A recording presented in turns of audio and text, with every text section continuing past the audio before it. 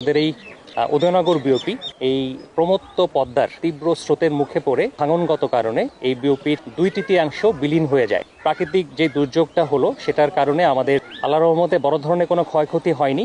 এই ধরনের যে একটা সিচুয়েশন হতে পারে আমরা ইনফ্যাক্ট আগেই এটা অনুধাবন করতে পেরেছিলাম। আমাদের হেডকোয়ার্টার্স থেকে আমরা প্রয়োজনীয় অনুমোদন নিয়ে আমাদের এই বিওপি থেকে যে সমস্ত মূল্যবান সরঞ্জামাদি ছিল আমরা আগেই সরিয়ে ফেলেছিলাম পার্শ্ববর্তী বিওপিতে।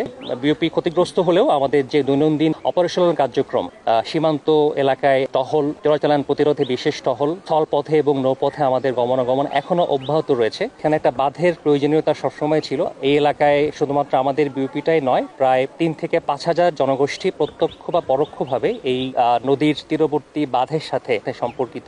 সেটা সরকার অনুধাবন করে পানি উন্নয়ন বোর্ড এই বিষয়ে তারা পদক্ষেপ নিয়েছে। বিজিবির পক্ষে ওইখানে নিরবচ্ছিন্নভাবে সকল দায়িত্ব পালন করা সম্ভব হবে এবং সাধারণ মানুষের নিরাপত্তা রক্ষা করা সম্ভব হবে।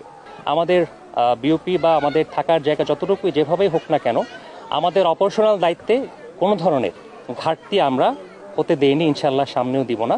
আমাদের এই সাময়িক যে সেটব্যাকটা সেটা আমরা খুব দ্রুত ইনশাল্লাহ কাটিয়ে উঠব। প্রাকৃতিক দুর্যোগ আমাদের অবকাঠামোকে ক্ষতিগ্রস্ত করতে পারে, কিন্তু আমাদের মনোবল বা দায়িত্ব পালনের যে অঙ্গীকার রয়েছে তা কখনো ইনশাল্লাহ দুর্বল হবে না। সীমান্তের নিরাপত্তা, চোরাচালান প্রতিরোধ এবং জনগণের স্বার্থ রক্ষায় বিজিবি বরাবরের মতোই নিরলসভাবে কাজ করে যাবে ইনশাল্লাহ।